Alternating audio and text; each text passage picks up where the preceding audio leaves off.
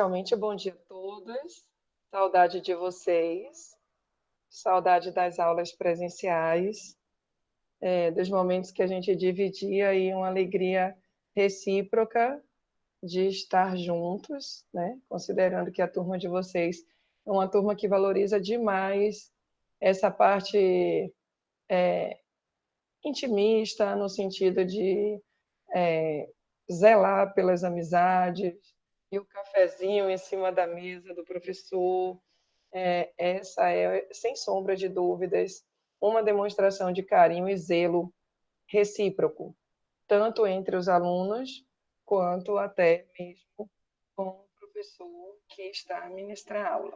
No entanto, tivemos que nos adaptar a uma realidade que jamais pensamos viver, né? Saímos do carnaval, recomeçamos a nossa rotina normal, em nenhum momento foi cogitado viver dias de isolamento social. Mas quando se trata de saúde pública, essas proteções precisam acontecer. Vocês percebem que o mundo parou e nós estamos acompanhando aí as recomendações das autoridades competentes, especialmente as autoridades da área de saúde, ministro da Saúde e todos os médicos que se pronunciam quanto à gravidade da pandemia, que acabou sendo chamada de coronavírus. O governo do estado fez um decreto, né, publicou um decreto com a suspensão das atividades que reúnem aglomerações, incluindo as atividades educacionais, durante 30 dias.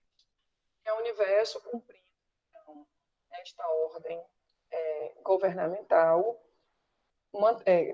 obedeceu, né, as orientações do governo. Essa semana nós fizemos uma publicação de suspensão das aulas por prazo indeterminado e até na condição de diretora acadêmica estou aqui esclarecendo isso para vocês. Queremos retornar às nossas atividades presenciais imediatamente, o mais rápido possível, mas desde que com segurança. Com segurança para a proteção da saúde de todos nós. Né? Não podemos esquecer que temos alunos e professores e funcionários idosos, em condições de risco em relação à sua saúde. Então, esse é um momento de cautela e de respeito. Quero contar também com a especial colaboração, compreensão, paciência de todos vocês nesse processo de adaptação.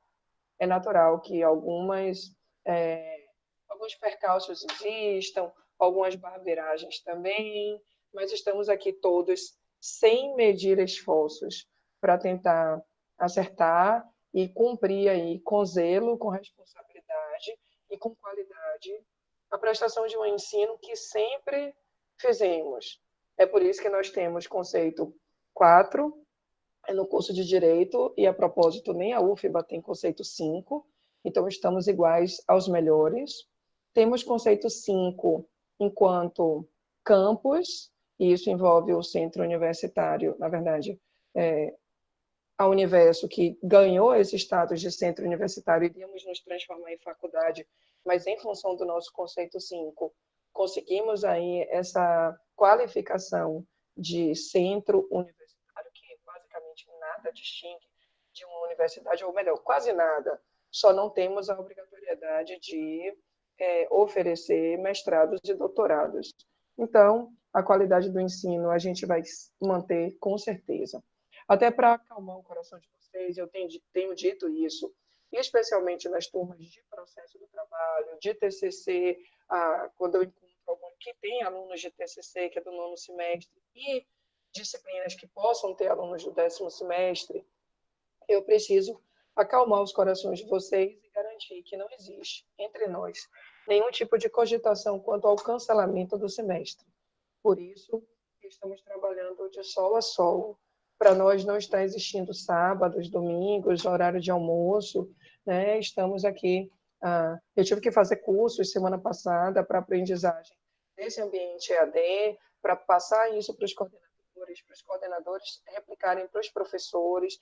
Então, estão todos, sejam aqueles professores que já eram mais informatizados, sejam aqueles que eram um tanto quanto ETs em tecnologia de informação, estão todos sem medir esforços para conseguir até superar as suas dificuldades, as suas deficiências em relação a esses conhecimentos de internet, de computação, enfim, e conseguir encontrar vocês de uma forma diferente, que é essa que eu estou encontrando aqui, né, na minha casa,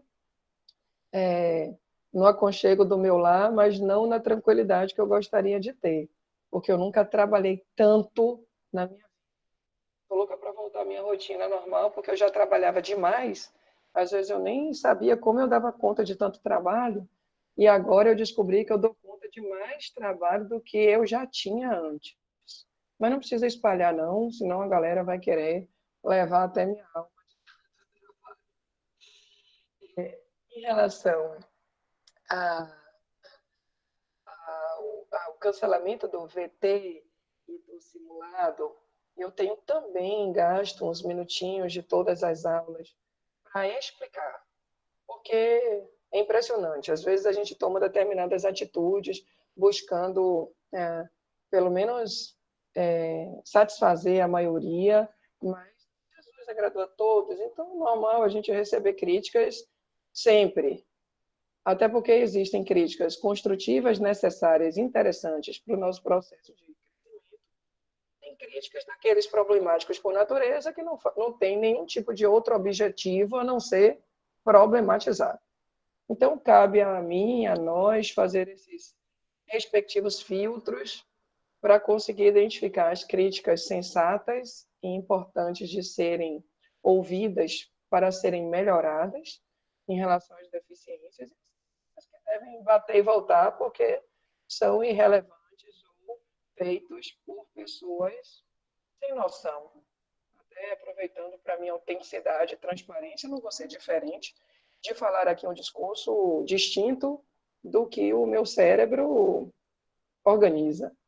Então, eu fiquei muito preocupada, na verdade, sem desrespeitar os demais semestres. O semestre que eu mais me preocupei com o cancelamento do VT, nem do simulado não, mas do VT, foi vocês, do nono semestre. Já sabia, embora não seja a professora responsável pelo nono, eu já sabia que vocês estavam com um trabalho muito avançado. Mas eu gostaria de parabenizar esse esforço, essa disciplina de vocês e pedir compreensão especial, porque a intenção de cancelar o simulado foi única e exclusivamente trazer benefícios aos alunos. Não podemos esquecer que nós temos diversos alunos que são profissionais liberais, diversos alunos que agora, em função do coronavírus, estão numa condição financeira ainda mais complicada. De qualquer forma, o VT, a depender de como vocês estavam aí programando, acaba fazendo gastar dinheiro, né, recursos financeiros.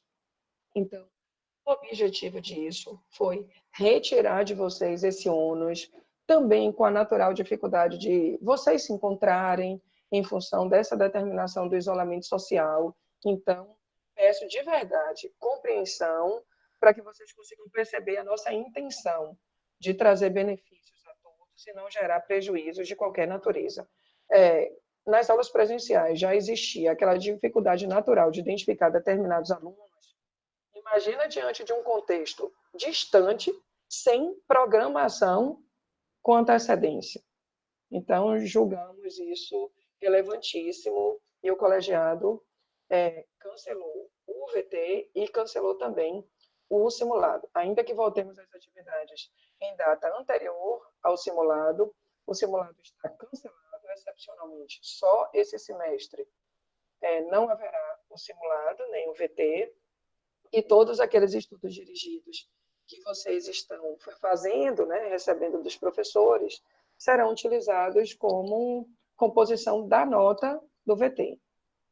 Então, esses informes, eu gostaria, diante de começar o conteúdo técnico para a gente fluir, eu gostaria de depositar em vocês algumas energias, algumas palavras altivas, algumas palavras esperançosas, ah, em função de vários motivos. Porque eu tenho certeza que esta turma, unanimemente, tem um respeito incondicional a mim, não conteste a mim. É verdade que alguns devem gostar de mim mais do que outros, isso é normal, mas eu não questiono e não ponho em dúvida o respeito emocionado até que vocês demonstram em relação a mim. Sei que vocês me acham uma professora muito dedicada, sei que vocês me acham uma pessoa muito guerreira. Problema eu nunca compartilhei com vocês, mas evidentemente todos têm.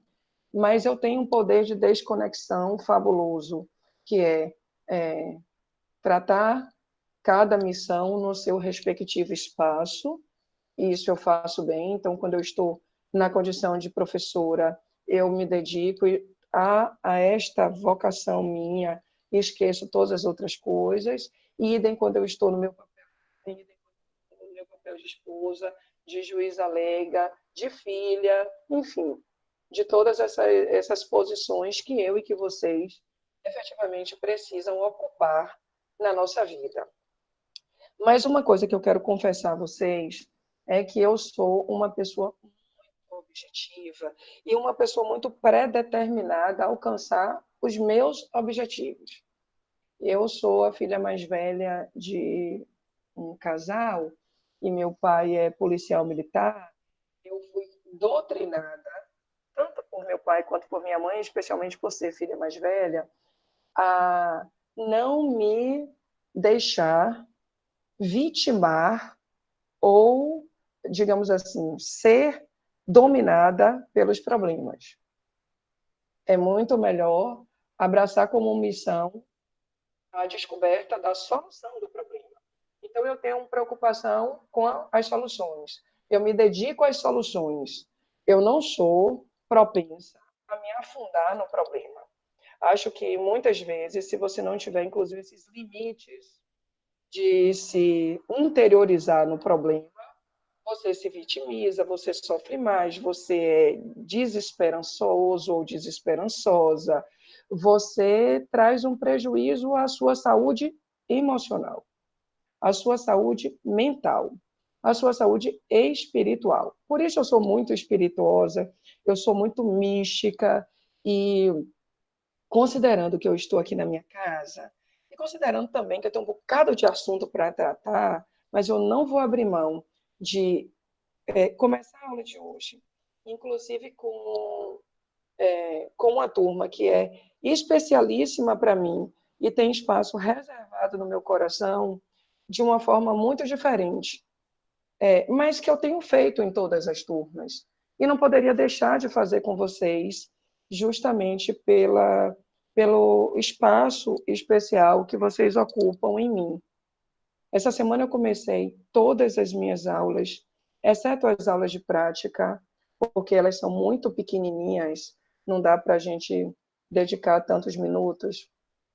Eu comecei as aulas propedêuticas declamando um poema de Braulio Bessa. Eu amo poesia, eu amo a ludicidade. Vocês já perceberam isso em mim em relação aos eventos que eu crio na faculdade, que eu tento movimentar. E acho que a vida é isso mesmo. É isso mesmo, porque é preciso buscar outros meios de enobrecer a alma e o coração. E é com essa mensagem de esperança e de não desistência, de necessidade de recomeçar diante de tantos obstáculos que nos foram postos, que eu quero pedir licença para começar a aula de hoje diferente e pedir licença também a algumas pessoas especiais que já estão aí, que já ouviram isso de mim. Mas desejar o bem nunca é demais. Então, não poderia começar diferente nessa turma também. O título do poema é Recomece, eu vou ler para vocês.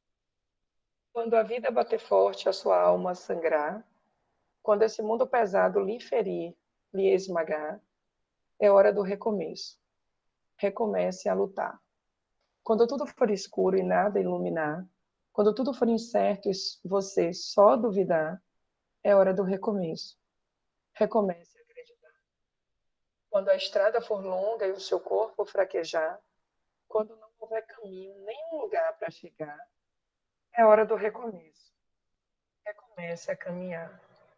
Quando o mal for evidente, o amor se ocultar, quando o peito for vazio e o abraço faltar, é hora do recomeço. Recomece a amar. Quando você cair, ninguém lhe amparar. Quando a força do que é ruim conseguir lhe derrubar, é hora do recomeço. Recomece a levantar. E quando a falta de esperança decidir lhe açoitar, se tudo que for real for difícil suportar, é hora do recomeço. Recomece a sonhar. É preciso de um final para poder recomeçar, como é preciso cair para poder se levantar. Nem sempre engatar a ré significa voltar. Remarque aquele encontro, reconquiste um amor, reúna quem lhe quer bem, reconforte um sofredor. Reanime quem está triste e reaprenda na dor. Recomece, se refaça, relembre o que foi bom, reconstrua cada sonho, redescubra algum dom. Reaprenda quando errar, rebole quando dançar, e se um dia, lá na frente, a vida der uma ré, recupere sua fé e recomece novamente. É com essa mensagem que eu quero, então, poder começar os nossos assuntos técnicos do direito. Que vocês tenham força para superar essas dificuldades financeiras, que vocês não se deixem desanimar pelo estado desesperançoso e que vocês alcancem nas energias que vocês creem, nos espíritos que vocês convocam, na religião que você abraça, todo bem, para que a gente possa viver de novo bons tempos. E aí, quando a gente retornar, nada mais justo do que nessa turma querida a gente fazer um super mega café de sejam bem-vindos de volta. Como eu disse no início da aula, eu vou buscar aqui uma revisão dinâmica sobre os assuntos que foram alvos da semana passada e a gente segue. Eu vou só compartilhar aqui a página com vocês, na verdade, os slides que eu fiz para que vocês.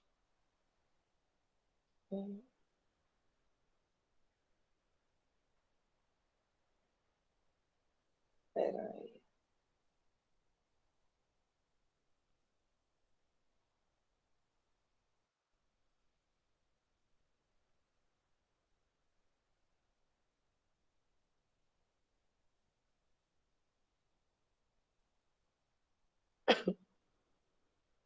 Eu fui trocar de computador para ver se saía melhor. E eu não estou sabendo compartilhar nesse daqui. Jesus Cristo, Senhor. Agora, pronto. Vocês, vocês conseguem enxergar? Sim?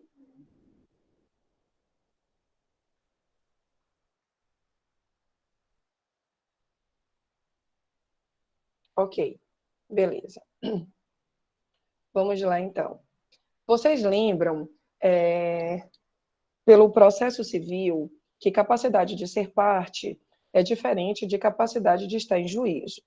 A capacidade de ser parte é conferida com a personalidade jurídica da pessoa, seja a pessoa física, seja a pessoa jurídica.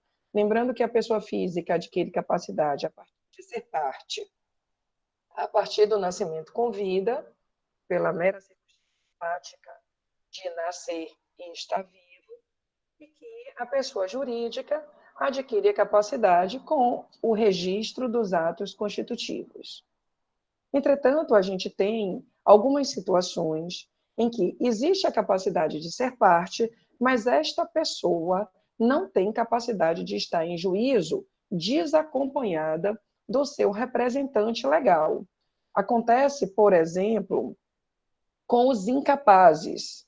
Eu não coloquei aí na tela, mas se você for conferir o que dispõe o artigo 793 da CLT, você vai encontrar a informação de que os menores de 18 anos, 793, a reclamação trabalhista do menor de 18 anos será feita por seus representantes legais.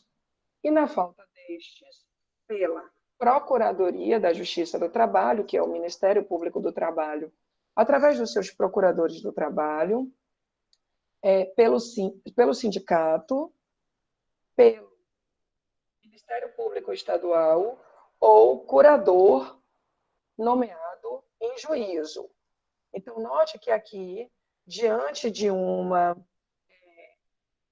dificuldade deste alcance da capacidade plena, e isso acontece principalmente com os menores de 18 anos, eles devem estar representados.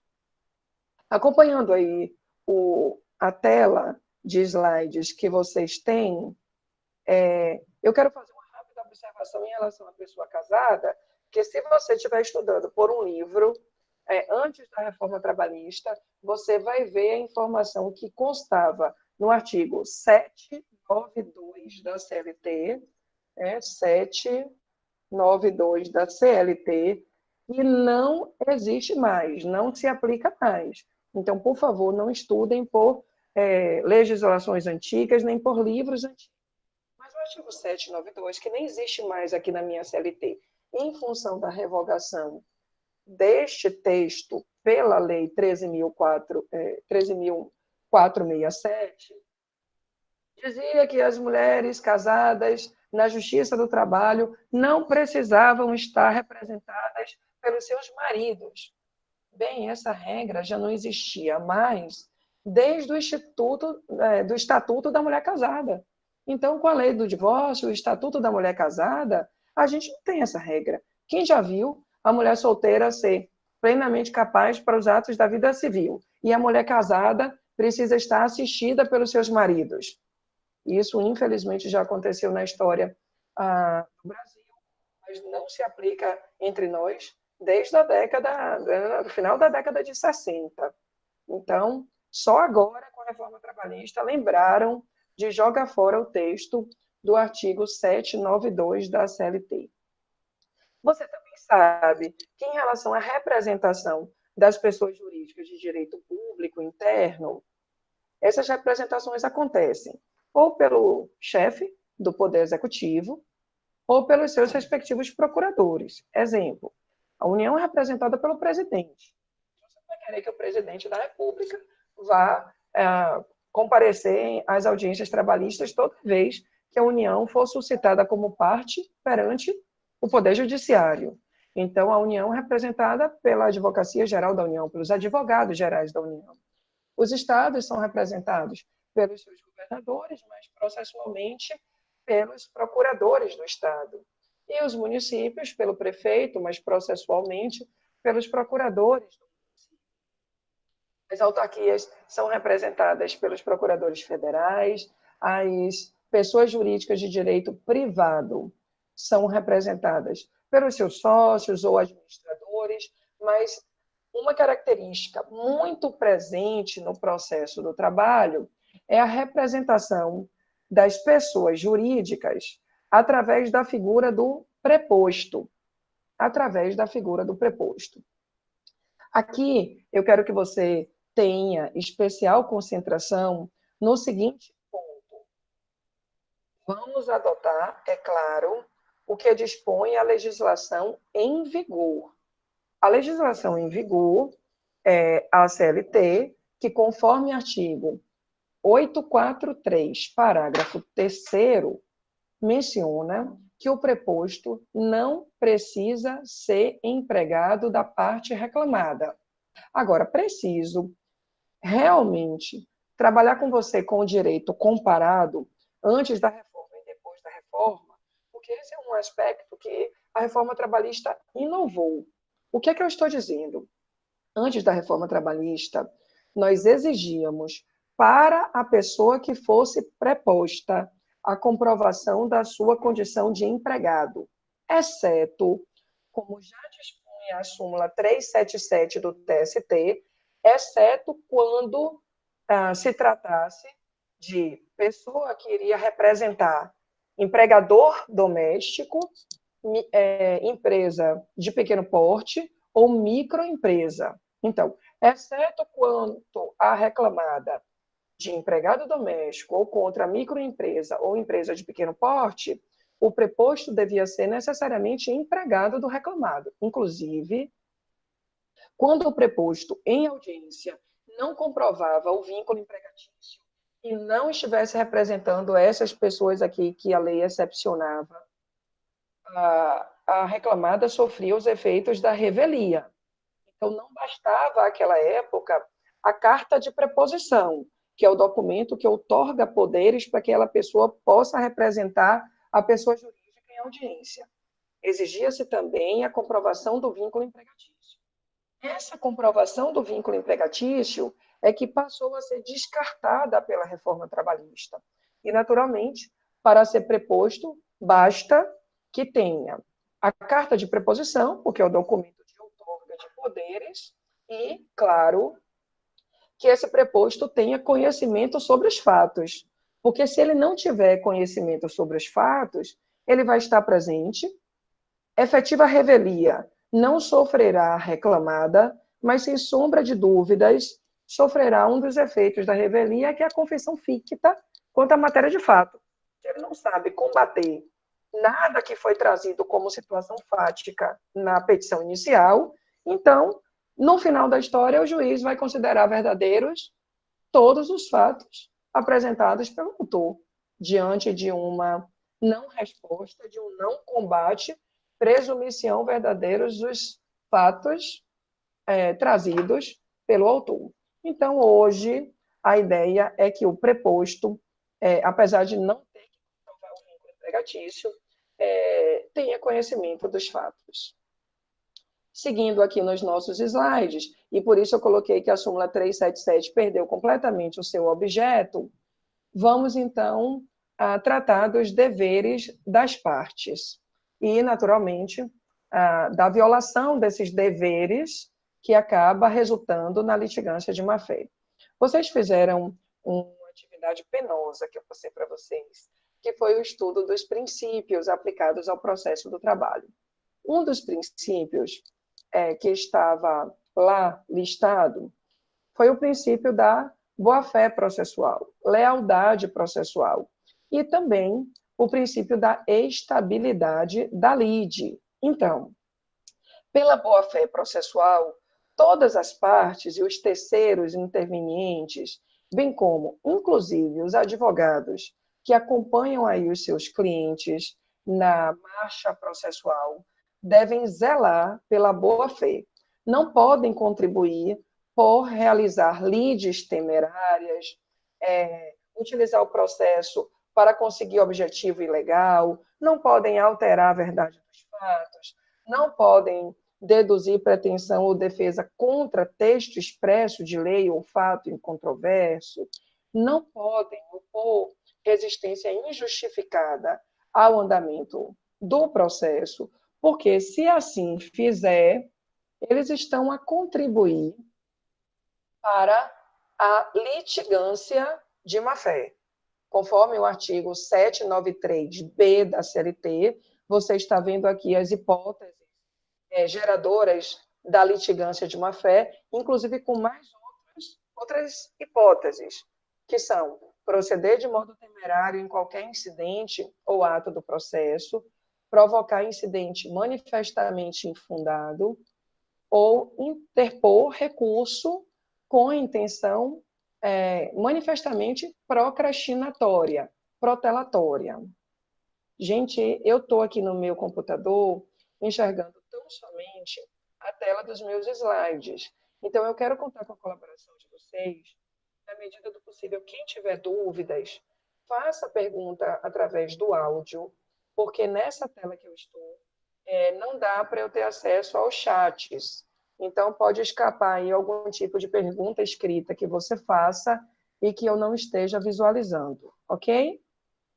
Bem, eu estava dizendo para vocês que a parte que violar os ditames da boa-fé processual será punido com a litigância de má-fé e, inclusive, seja requerimento da parte contrária, porque o próprio litigante de má-fé não vai requerer sua condenação. Seja requerimento da parte contrária, seja de ofício, o juiz condenará o litigante de má-fé a pagar uma multa, que deve ser superior a 1% e inferior a 10% do valor corrigido da causa, e essa multa serve para indenizar a parte contrária pelos prejuízos que esta sofreu, além de arcar com os honorários advocatícios e com todas as despesas que acabou gerando na marcha processual. Processo. Então, aqui a gente tem efetivamente um poder punitivo, disciplinar, pedagógico do magistrado, com o objetivo de tutelar a boa-fé processual, né, de proteger a boa-fé e a estabilidade da lide, a harmonia entre os litigantes, que, apesar de cada um ter em jurisdição contenciosa interesses oponíveis, interesses diametralmente opostos, esses interesses não podem ser utilizados na violação da boa-fé, não podem ser utilizados na violação da lealdade processual. E aí segue o parágrafo 1º do 793, informando que quando forem 2 ou mais os litigantes de má-fé, o juízo condenará cada um deles na respectiva proporção do interesse na causa ou solidariamente, se acontecer uma coligação com o objetivo de lesar a parte contrária. Quando o valor da causa for irrisório ou até quando a petição inicial não apontar o valor da causa, a multa poderá ser fixada até 2 vezes o limite máximo dos benefícios do RGPS. Eu já tinha citado para vocês, só a título de curiosidade, vocês não precisam decorar isso, que o atual teto para o RGPS hoje é R$ 6.101,06. Bastam só vocês terem a informação de que esse valor é determinado pelo INSS e é um valor atualizado todo ano. Hoje, ele está na monta de 6.000, já foi atualizado em janeiro, né? Todo mês de janeiro se atualiza esse valor. R$ 6.101, desculpa, R$ 6.101,06. Ano que vem esse valor vai ser atualizado e aí vocês vão acompanhar a atualização do respectivo quanto.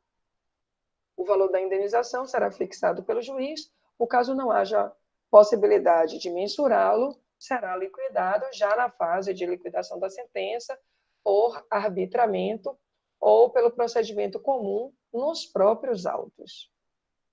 Lembrando, pelo artigo 793-D da CLT, que esta litigância de má-fé prevista no 793-C também se aplica à testemunha, que intencionalmente alterar a verdade dos fatos ou omitir fatos ou informações essenciais ao julgamento da causa. Não esqueçam que a testemunha funciona como auxiliar do juízo. Embora a testemunha seja indicada pelas partes, ela não está ali para ser grandes protecionistas da respectiva parte que a indicou. A testemunha é auxiliar do juízo. Inclusive, quando o magistrado vai colher o depoimento da testemunha, a gente adota o procedimento exatamente igual ao processo civil.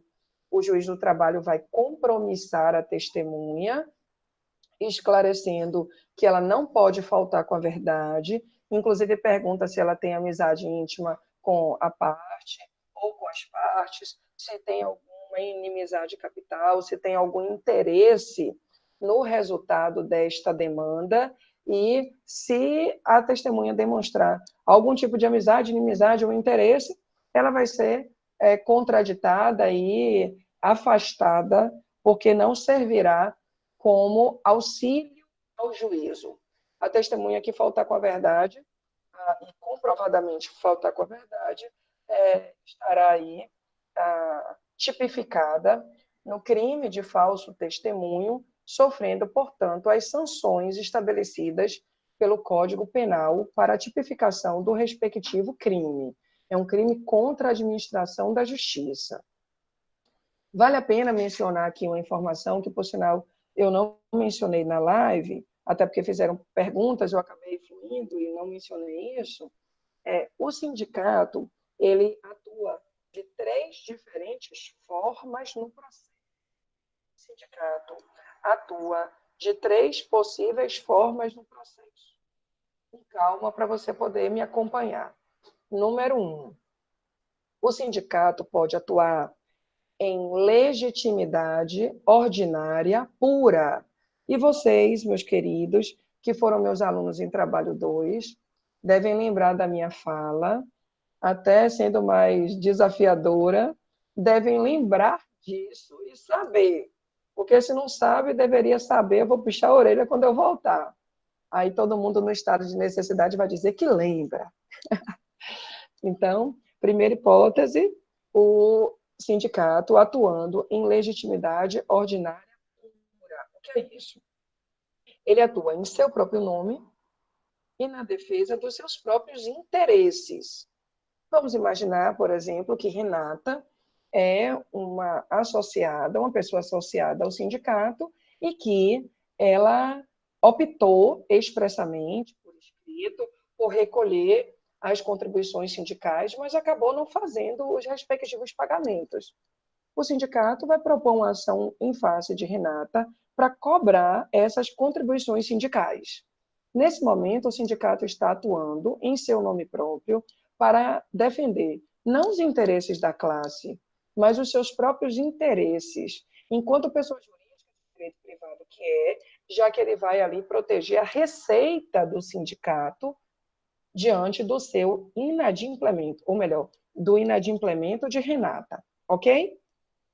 Mas o sindicato também pode, situação número 2, atuar no processo com legitimidade ordinária, impura, imprópria, que é aquela feita mediante representação legal. Então, o sindicato pode atuar com legitimidade ordinária imprópria ou mediante representação. E até para finalizar, eu citei no início dessa aula uma hipótese. Se o sindicato, por exemplo, estiver representando aquele menor de 18 anos. Também acontece quando o sindicato é procurado por vários empregados, faz uma ação plurima em litisconsórcio ativo e está ali representando 20 empregados, por exemplo.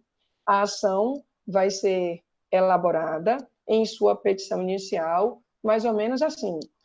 Os empregados A, B, C, D, E, 20 pessoas devidamente representadas pelo sindicato da sua categoria, em perante Vossa Excelência, através do advogado, propor reclamação trabalhista, e aí segue. Esta é a legitimidade ordinária por representação. E, por fim, temos a legitimidade extraordinária, também chamada de substituição processual. A substituição processual, inclusive, também estudamos lá no Direito do Trabalho 2, quando eu te ensinei dissídios coletivos.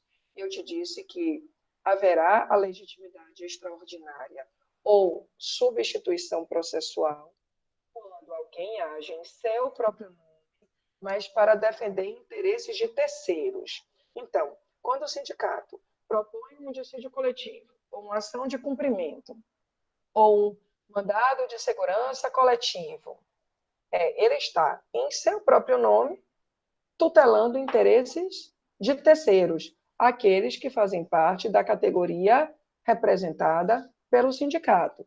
Esta é uma atuação do sindicato em legitimidade extraordinária, também chamada de substituição processual.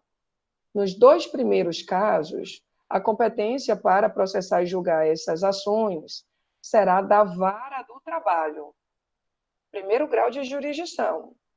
E, na última hipótese de substituição processual do sindicato, a competência será originária dos tribunais, seja do TRT, se eu tiver em um dissídio coletivo no âmbito local ou regional, seja do TST, quando esse dissídio coletivo for interestadual, interregional ou no âmbito nacional.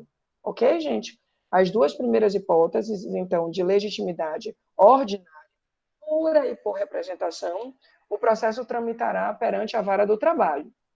E, no caso do sindicato está atuando como substituto processual, esta ação tramitará perante os tribunais superiores, ou TRT ou TST. Avançando, já posso agora falar sobre um outro instituto, que é o litisconsórcio. Se vocês forem ler os cerca de 900 artigos da CLT, vocês não vão encontrar um capítulo específico para tratar do litisconsórcio. Vão encontrar alguns artigos que implicitamente fazem a gente concluir que o litisconsórcio é, sim, aplicável no processo trabalhista. Se você for ler aí o artigo 842, o artigo 843 da CLT, ou até o artigo 791 da CLT, que eu não citei aí, você tem essas constatações. Por exemplo, 842, sendo várias as reclamações e havendo identidade de matéria, poderão ser acumuladas num só processo, se tratar de empregados, no plural, da mesma empresa ou do mesmo estabelecimento. Veja naturalmente aí a regra de conexão e da possibilidade de reunião de processos distintos em um só, considerando que eu tenho mesma empresa e mesma causa de pedir. No 791 da CLT, você tem a regulamentação do ius postulandi, e lá você encontra os empregados e os empregadores podem atuar na Justiça do Trabalho, desacompanhados de advogado até o seu final. Então, são textos da CLT que, embora não digam expressamente acerca da utilização do litisconsórcio, não nos deixam dúvidas sobre a aplicabilidade desse instituto no processo do trabalho. Além do mais, cabe mencionar para vocês o artigo 769 da CLT. O artigo 769 é aquele artigo que dispõe que, na omissão das regras da CLT, aplicam-se as regras do direito comum. Então, na omissão das regras do processo do trabalho, vocês vão aplicar as regras do processo civil, exceto na fase de execução, que vocês vão utilizar a lei de execuções fiscais como regulamentação de aplicação subsidiária ao processo do trabalho, mas só na etapa de execução. Bem, então, os próprios 769 da CLT te diz que, diante da omissão, adote as regras do processo civil, desde que sejam compatíveis. E, igualmente, não restam dúvidas que as regras do processo civil são absolutamente compatíveis com essa sistemática processual trabalhista. Então, eu vou aplicar e vou tomar emprestado todos os dispositivos do CPC, isto é, do artigo 113 ao artigo 118, do 113 ao 118. Só para lembrar para vocês, algumas classificações de litisconsórcio. Os litisconsórcios podem ser, quanto às partes, ativo, passivo ou misto, quando eu tenho, respectivamente, pluralidade no polo ativo, depois pluralidade de réus no polo passivo, ou pluralidade em ambos os polos. Aí eu vou ter o litisconsórcio misto.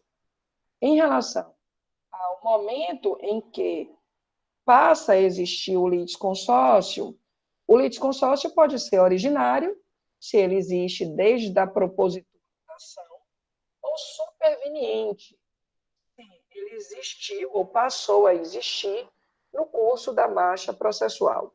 Acontece muito de litisconsórcio superveniente através do Instituto de Intervenção de Terceiros, que é o assunto que a gente vai estudar na sequência.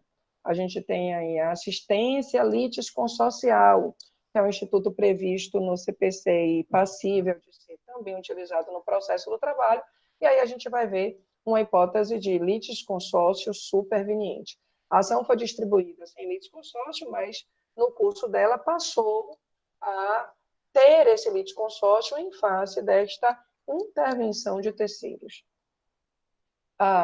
O litisconsórcio pode ser necessário ou facultativo, quando existe aí, respectivamente, uma imposição da lei para que esse litisconsórcio aconteça, e aí será um litisconsórcio necessário, ou facultativo, quando não há imposição da lei para essa situação de reunião de partes, e então essa pluralidade de partes decorre tão somente da autonomia da vontade das partes. Naturalmente, as hipóteses de litisconsórcio facultativo no processo são indiscutivelmente muito mais comuns e predominam na sistemática processual do trabalho. Quanto aos efeitos da sentença, o litisconsórcio pode ser simples ou unitário. Litisconsórcio simples é aquele que o juiz determina diferentes efeitos quanto à condenação para as partes. E o litisconsórcio unitário é aquele que o juiz determina na sentença os mesmos efeitos para os litisconsortes. Acontece principalmente nas hipóteses de grupo econômico ou de responsabilidade solidária dos empregadores. Ok, gente?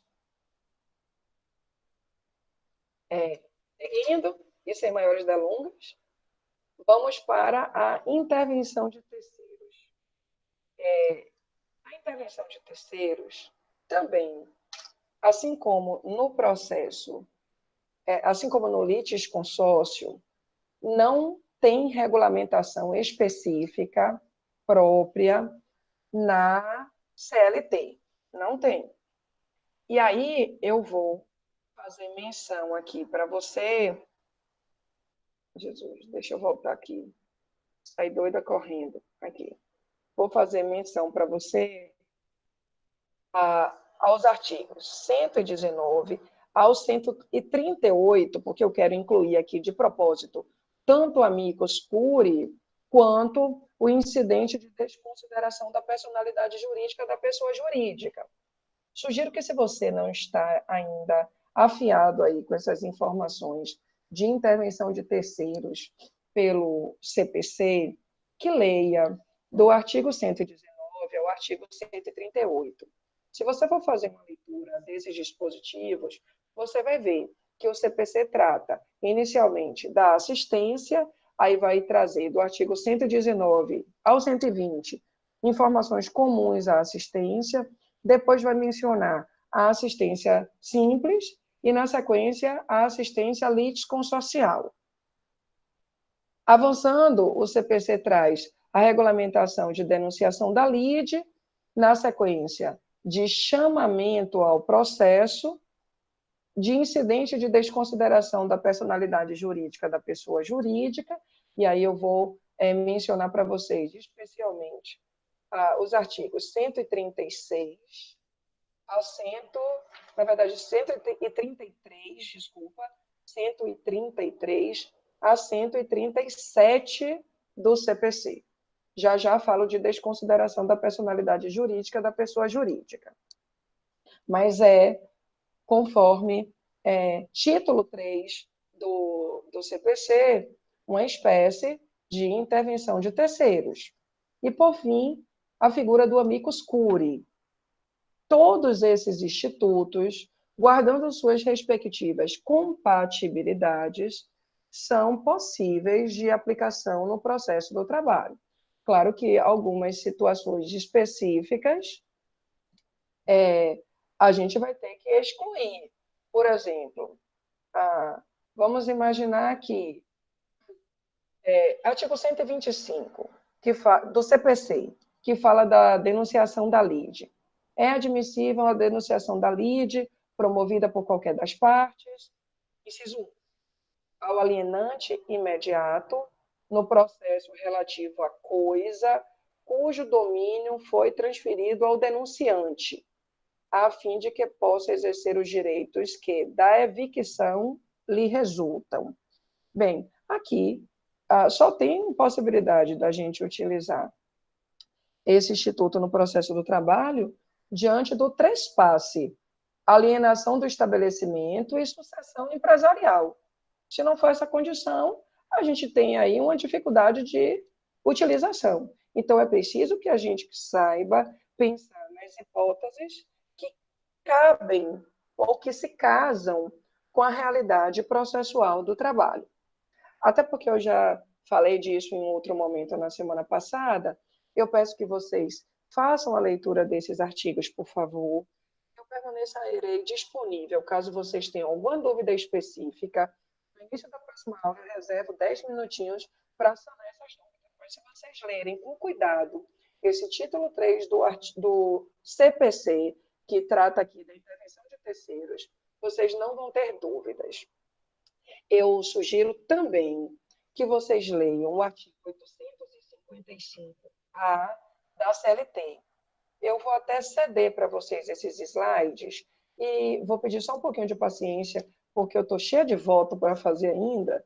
Eu devo crescer esses slides mais no fim de semana e eu já mando para vocês aos poucos. Eu vou estar sempre anexando esse mesmo arquivo no portal, né, do meu universo, mas a cada semana você dá uma olhadinha nele, porque eu vou crescer em quantidade de slides esse material. E aí você vai salvando e atualizando aí o seu arquivo e você vai ficar, além da minha apostila, com mais esse material disponível para estudo. Mas o artigo 855-A, que eu não coloquei aqui ainda porque eu não tive tempo, mas eu vou colocar antes de lhe ceder o material, versa sobre o incidente de desconsideração da personalidade jurídica da pessoa jurídica no processo do trabalho. Devo fazer uma observação importante aqui.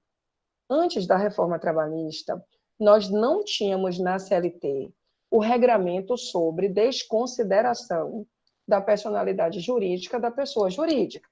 Claro que já adotávamos isso, utilizávamos, inclusive, por analogia, e majoritariamente, né, porque alguns juízes discordavam, mas majoritariamente utilizávamos a teoria menor da desconsideração da personalidade jurídica da pessoa jurídica, que está posta no parágrafo 5º do artigo 28 do CDC, por comparar o empregado ao consumidor, concluindo que o empregado é tão hipossuficiente, tão vulnerável juridicamente como o consumidor. Então, até mesmo de ofício, o juiz do trabalho verificando que, após esgotadas as providências para executar a pessoa jurídica do empregador, até mesmo de ofício, podia, fazendo lá uma decisão de livre convencimento motivado, desconsiderar a personalidade jurídica da pessoa jurídica e conseguir, então, tocar, penetrar no patrimônio particular dos sócios. Com a reforma trabalhista, Lei 13.467, não precisamos mais invocar, por analogia, o CDC ou o Código Civil, o artigo 28 do CDC, o artigo 50 do Código Civil, que fala da teoria maior da desconsideração. É que a reforma trabalhista adicionou o artigo 855-A à CLT, e esse artigo regulamenta o incidente de desconsideração da personalidade jurídica da pessoa jurídica. O que é que o legislador reformista fez? Fez basicamente dizer que, por favor, aplique todas as informações de incidente de desconsideração da personalidade jurídica da pessoa jurídica que o CPC, nos artigos 133 A 137 te ensinou. Então, é por isso, por esse duplo motivo que eu peço que você leia esses artigos que falam da desconsideração. Porque a própria CLT traz a redação do 855-A assim: aplica-se ao processo o incidente de desconsideração da personalidade jurídica previsto no artigo 133, nos artigos 133 a 137 da Lei 13.105, que é o Código de Processo Civil. Ok, meus queridos? E aí, claro, na fase de execução, esgotadas as providências para cobrar da pessoa jurídica, do empregador, sem êxito, é possível, cumprindo as exigências trazidas pelo incidente de desconsideração, tocar no patrimônio particular dos sócios. Agora,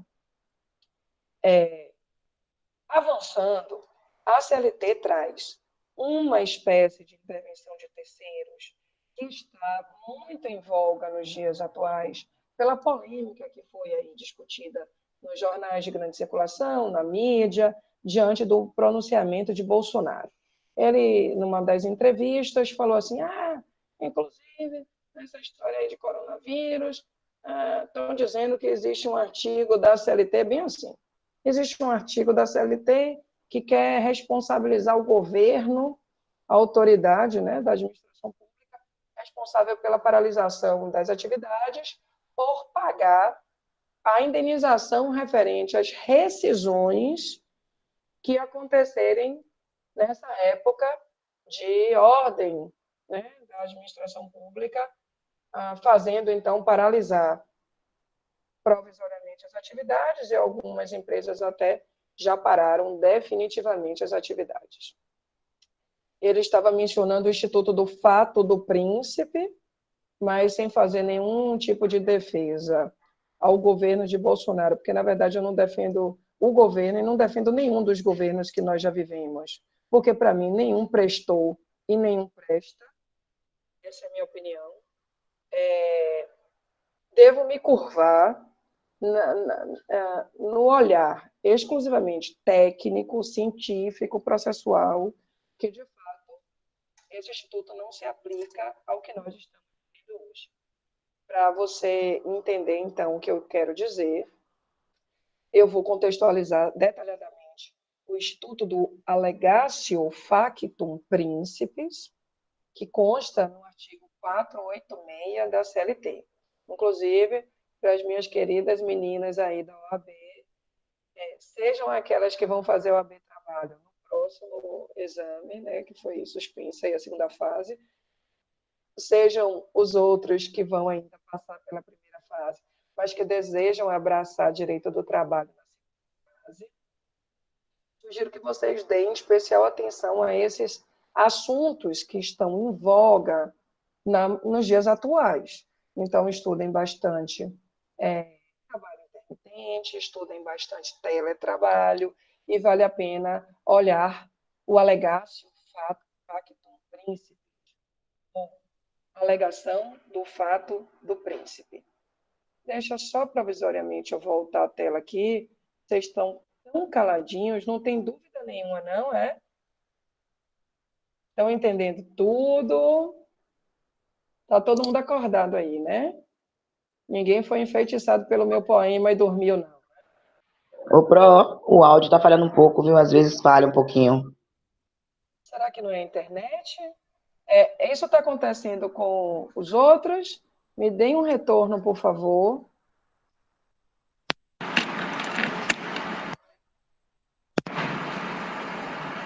Alô, vocês conseguem me ouvir? Melhorou? Sim, melhorou, melhorou. Melhorou? Eu tenho usado o fone de Sim, melhorou. ouvido. Beleza. Eu tenho usado o fone de ouvido porque o fone tem microfone, né, aqui pertinho, então ajuda a limpar, inclusive, possíveis barulhos que possam acontecer aqui. Até porque estou em casa, estou na paz do Senhor. porque a essa hora Cauã ainda dorme, porque ele toca o terror até meia-noite, então, graças a todos os santos que me acompanham, ele ainda está dormindo. De repente, você vai, vem, não morre mais. Cacau, meu beijo, meu amor. Dá um oi para os meus alunos queridos. Oh, Jesus. Oh, Jesus. Não morre mais. Depois, para distrair, e considerando que a gente se conforta com pessoas em pessoas piores, ontem eu acabei a aula quase 9 horas da noite, inclusive Renatinha estava me escutando. Quando eu chego no quarto, meu coração quase que saiu do corpo. Postei no Instagram. Depois vocês olham. Sofres, meu amor, diga aí sua dúvida.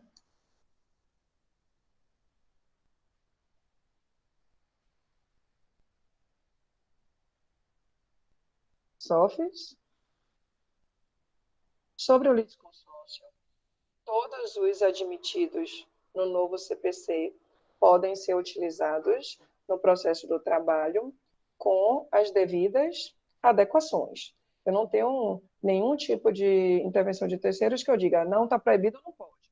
É claro que se você for observar algumas intervenções de terceiros, você tem é, hipóteses cabíveis, por exemplo, 3 hipóteses para a denunciação da lide. Então, nem toda hipótese casa perfeitamente com o processo do trabalho, generalizando. Mas claro que é possível a denunciação da lide no processo do trabalho, percebe? Então, quando você fizer a leitura, você vai verificar muito bem o que eu estou dizendo. Um exemplo para te convencer melhor e a toda a turma. Chamamento ao processo. Ah, está no artigo 130 do CPC. É admissível o chamamento ao processo requerido pelo réu do afiançado, na ação em que o fiador for réu. A gente não vai ter uma hipótese de fiador no processo do trabalho, entende? Então, essa hipótese não vai se aplicar à seara processual trabalhista. Mas é claro que eu aplico o chamamento ao processo o chamamento ao processo na Justiça do Trabalho, porque, inclusive, no inciso 3º do artigo 130 do CPC, você tem aquela informação de que o chamamento ao processo se aplica diante dos devedores solidários. Então, se eu lembrar do grupo econômico, de pessoas jurídicas distintas que fazem parte do mesmo grupo econômico, teoria do empregador único, inclusive artigo 2º da CLT, você vai ver que cabe sim o chamamento ao processo. Não para a hipótese de fiador, mas para a hipótese de solidariedade entre reclamados que estão aí compondo o mesmo grupo econômico. Então, é nesse sentido que eu falo para você acerca dessas compatibilidades que os diversos institutos das intervenções de terceiros devem ser traduzidos diante do processo do trabalho. Ok, gente? Beleza? Bem, voltando aqui à situação do fato do príncipe, vamos ler para vocês o respectivo dispositivo. Artigo 486 da CLT. No caso de paralisação temporária ou definitiva do trabalho, motivada por ato de autoridade municipal, estadual ou federal, ou pela promulgação da lei ou resolução que impossibilite a continuidade da atividade, prevalecerá o pagamento da indenização que ficará a cargo do governo responsável. Por isso que o Bolsonaro falou, estão dizendo que porque a atividade, né, as atividades empresariais foram paralisadas por ordem do governo, então o governo que arque com essa indenização, que corresponde às parcelas rescisórias, fruto de extinções possíveis de contratos trabalhistas, bem, penso, inclusive eu sigo aí os grandes nomes do direito do trabalho, sugiro, inclusive, que você sigam esses outros professores fabulosos como o Henrique Correia, Elison Miessa, como o Renato Saraiva, Ariana Linhares, Rafael Tonassi. Tá aí, me lembra aí o nome do seu professor, que você também falou, que gravou aí uma live sobre esse tema. E todos nós, né, eu me incluo aí nesses fabulosos professores, olha que metida, todos esses professores se pronunciaram no mesmo sentido, de que o artigo 486 não se aplica à situação atual do coronavírus. É que esse artigo diz respeito à alegação do fato do príncipe, que é uma determinação da autoridade municipal, estadual ou federal, ou através de lei, né, estadual, municipal, federal, que, para atender o interesse do Estado, paralise temporariamente ou definitivamente o trabalho. Então, vamos imaginar, em hipóteses reais, que você e eu fomos testemunhas disso. Todo mundo lembra dos postos BR que existiam na paralela. Não tem mais os postos BR porque foi construído o metrô. O que aconteceu? O Estado desapropriou aquela área onde funcionava os postos em prol do interesse público. Aí sim é fato do príncipe. Aí é interesse do Estado para salvaguardar interesses de terceiros, interesse público. Penso que a situação de pandemia não deve atender o interesse do Estado, e não existe para atender o interesse do Estado. Ou até diante das manifestações do presidente, já voltaríamos às nossas atividades normais, que até, em parte, entendo muito a preocupação, até porque sou professora não só de direito do trabalho, mas também de direito empresarial, e você não tem noção, ou até deve ter, se você é empresário, se você convive com empresário, você não tem noção da quantidade de empresários que quebrarão e que estarão impossibilitados de exercer as suas atividades empresariais, e que já estão assim. Imagina só, eu recebi no meu WhatsApp uma postagem, e não penso só naquela portinha de bairro que não está funcionando, não. A portinha de bairro está lenhada, coitada. Não está fechada, e mandando o WhatsApp através dos telefones das suas funcionárias que tentam vender roupas, produtos, até levando em domicílio, né, no domicílio do cliente, para ver se ganha alguma comissão. Como esses empregadores vão pagar esses empregados? Eu vou até dar um exemplo de uma pessoa jurídica que não é tão pequena assim, e que certamente sofrerá bastante, para você entender que essa crise não atingiu só os pequenos empresários. Todo mundo conhece a Cacau Show. A Cacau Show é uma franquia. Vocês não têm noção da quantidade de franqueados que investiram milhares de reais adquirindo chocolates no formato de ovos de Páscoa, em função esse momento de Páscoa. Esses pedidos são feitos, em regra, final de dezembro, início de janeiro, para que esses ovos estejam disponíveis depois da quarta-feira de cinzas e muito mais, né? Renovadas aí o estoque, a reposição do estoque até a Páscoa. O que fazer com esses franqueados da Cacau Show de ovos de Páscoa e que não tem como vender? Eu recebi mensagem de WhatsApp dizendo que o franqueado de tal lugar traz na sua casa sem cobrar tarifa para entrega, que é uma forma de salvar aí, ou tentar minimizar os prejuízos que certamente eles vão ter. Mas note que a paralisação das atividades é muito maior do que o interesse do Estado. É uma questão de saúde pública.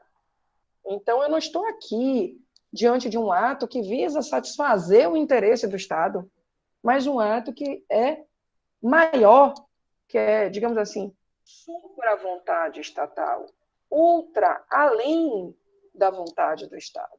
Então, sem mais delongas, entendo que o artigo 486 não se aplica a essa situação da pandemia. Agora, naquela hipótese de desapropriação dos postos BR para a construção do metrô, que liga e chega até Lauro de Freitas? Sim, claro que sim. E se porventura o posto da BR não foi transferido para outro local, o estabelecimento não foi transferido para outro local, e resolveu, então, esse empregador paralisar definitivamente, ou até que fosse provisoriamente, temporariamente, as atividades, as rescisões devem ser assumidas quanto ao pagamento da indenização. Estou falando de 40% de FGTS. Para alguns doutrinadores, também o aviso prévio indenizado deve ficar a cargo da autoridade responsável por este ato da paralisação do trabalho. É por isso que você encontra aí o parágrafo 1º. Sempre que o empregador invocar em sua defesa o preceito do presente artigo, o Tribunal do Trabalho competente notificará a pessoa de direito público apontada como responsável pela paralisação, seja município, Estado ou União, para que no prazo de 30 dias alegue o que entender devido. E nessa hipótese passará a figurar como chamada à autoria. Se vocês estão fazendo prática trabalhista, inclusive eu mencionei isso no 5º caso do capítulo de contestação. Tem uma situação exatamente de uma desapropriação. Essa desapropriação foi feita através de lei federal e o empregado propõe uma reclamação trabalhista em face do empregador, porque despediu o empregado, mas não pagou as verbas rescisórias, indenizatórias, né? A indenização de 40% de FGTS, aviso prévio indenizado, enfim. Aí, esse empregado, Antônio, ingressa com ação contra a empresa Ômicron. E aí a empresa, na sua contestação, precisa necessariamente se dizer parte ilegítima para figurar no polo passivo da lide e deve apontar a União, já que foi uma lei federal, para que a União passe a figurar no polo passivo da lide. Então, eu tenho aqui uma substituição. Eu estou fazendo com que o processo seja extinto sem resolução do mérito em relação à empresa Ômicron e, em seu lugar, assume o polo passivo da lide a autoridade municipal, estadual ou federal responsável pela paralisação das atividades. Mas note que essa hipótese de ilegitimidade passiva só pode acontecer se a empresa estiver honrado com as demais obrigações de natureza trabalhista, porque, por exemplo, aquelas parcelas de natureza salarial, como saldo de salário, férias proporcionais, acrescidas do terço, 13º proporcional, até férias vencidas, banco de horas que não pôde gozar férias e, portanto, essas horas extras devem ser remuneradas, adicional noturno que não foi pago, periculosidade que não foi paga, enfim, todos esses consectários de natureza trabalhista, claro que permanecerá imputando a responsabilidade ao empregador. Só as verbas rescisórias de cunho indenizatório que ficará a cargo do governo responsável pela paralisação do trabalho, ok? E aí, a própria CLT apresenta um nome que ninguém sabe se foi erro do legislador ou se ele quis criar uma hipótese própria para o processo do trabalho. Mas ele diz aí, na parte final do parágrafo 1º, que essa autoridade responsável pela paralisação do trabalho deve ser chamada à autoria. Então, ela deve ser chamada à autoria. Criou-se, então, o Instituto com a Intervenção de Terceiros, denominada chamamento à autoria. Aqui, para nós, é exatamente a mesma coisa da antiga nomeação à autoria que a gente tinha lá no tradicional processo civil, que, por sinal, não consta mais com esse nome no atual CPC. Mas é essa possibilidade de mudar o polo passivo da lide. Sai a empresa e, em seu lugar, assume a autoridade competente, naturalmente. Se parcelas trabalhistas ainda necessitarem ser cobradas na Justiça do Trabalho, então eu não vou ter essa extinção do processo sem resolução do mérito para o ex-empregador. Permanecerá aí no polo passivo da lide. Tanto a empresa, para as condenações de natureza trabalhista, quanto a autoridade competente em relação às verbas rescisórias de cunho indenizatório. E aí eu acabo de criar para vocês, estrategicamente, um litisconsórcio superveniente, simples, ou seja, quanto aos efeitos da sentença, um litisconsórcio simples, porque eu vou ter efeitos distintos entre os litisconsortes. Eu vou ter determinadas condenações para o empregador e outras condenações diferentes para a autoridade responsável pela paralisação das atividades. Todo mundo me entendeu, gente? Beleza até aqui? Massa. Eu ainda tenho uns 7 minutinhos e até eu vou seguir para te dar umas orientações. Eu vou fazer a seguinte proposta para você. Oi. Estou com uma dúvida. Posso falar por aqui? Diga. Pode, por favor.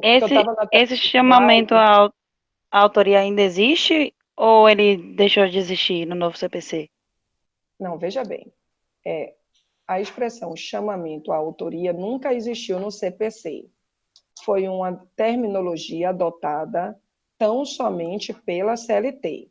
O que existia em equivalência no CPC era o Instituto da Nomeação à Autoria.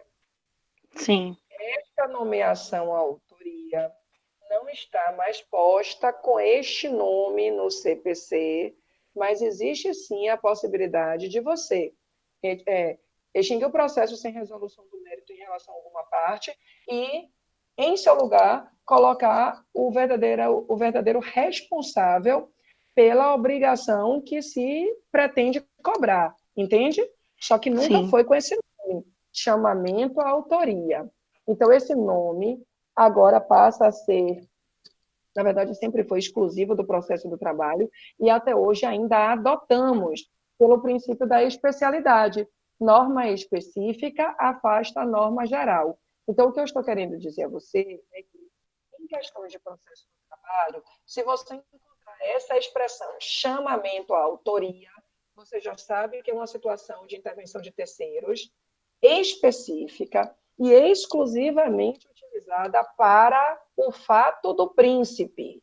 Só nessa hipótese que nós estudamos no artigo 486. Não tem outra hipótese de você usar esse nome, chamamento à autoria, para intervenção de terceiros no processo do trabalho. Entendeu, Sofis?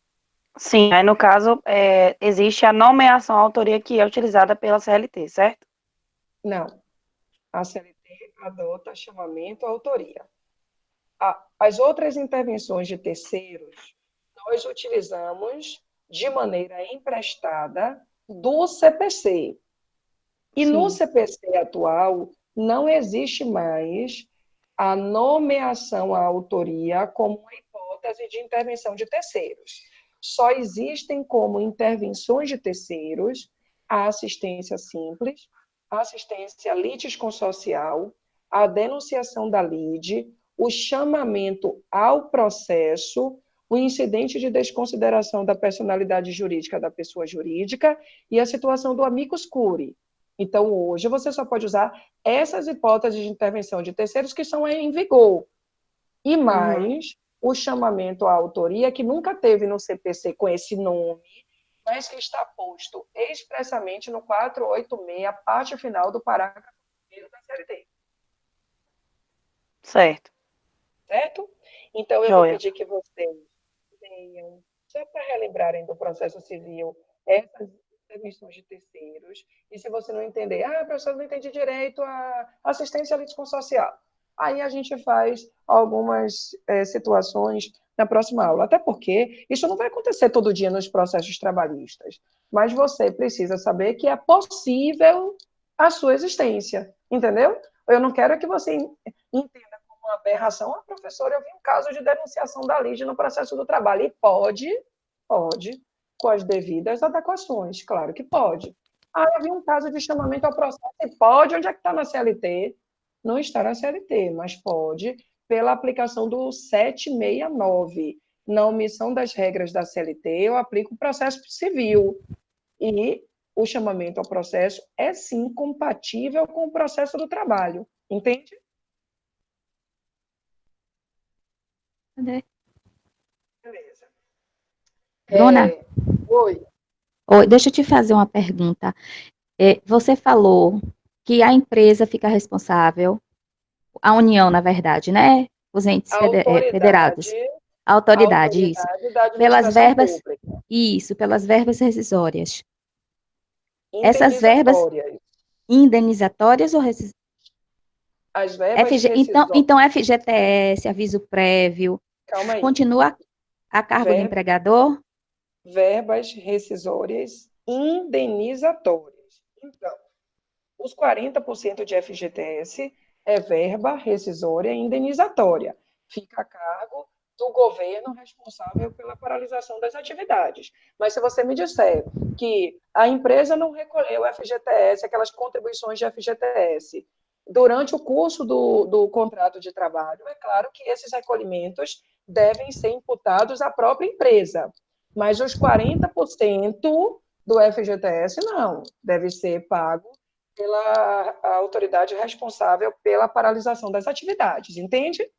Entendi. Alguns doutrinadores também entendem, inclusive eu sigo essa parte da doutrina, aviso prévio indenizado também, porque a empresa não estava com a previsão de paralisar as atividades e despedir os empregados. Fez isso única e exclusivamente em função da ordem do governo, por exemplo, decorrente de uma desapropriação. Então, caberá também ao governo o pagamento do aviso prévio indenizado. Fora isso, todas as outras parcelas de natureza salarial devem ser de responsabilidade da empresa, ok? Certo. Então por isso que eu não gosto de generalizar assim, FGTS. Não é FGTS. É a 40%, multa. exatamente. Perfeito. Então, o 13º e a férias integral, proporcional, também não é de responsabilidade da pessoa do direito público. Não, tudo da empresa. Porque, na verdade, esse direito ao recebimento de férias proporcionais, de 13º, o empregado vai adquirindo mês a mês de trabalho. Então, isso daí é de responsabilidade do empregador, sem dúvida nenhuma. Ok? Como eu já não tenho mais tempo, eu quero fazer a seguinte proposta para vocês, e até em relação ao respeito a todos que eu tenho. Eu acabei detalhando tudo de partes de procuradores, que foi a maior quantidade de pessoas que não assistiram à live.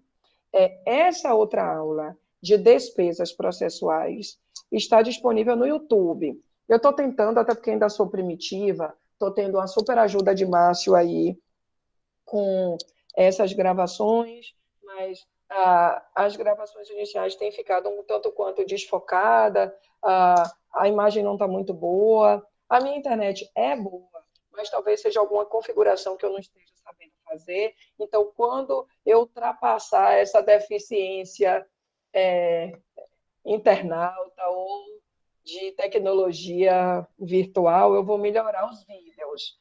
Mas eu vou pedir, por favor, que se vocês puderem, assistam a gravação dessa aula disponibilizada no YouTube, porque está muito clara a aula de despesas. Então, eu falei de custas processuais, eu falei de emolumentos, eu falei de honorários advocatícios e falei de honorários periciais.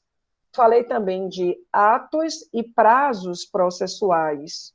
Então, se vocês puderem assistir, vocês vão nos ajudar bastante, tanto a mim quanto a vocês, porque aí a gente já pode pular para a petição inicial.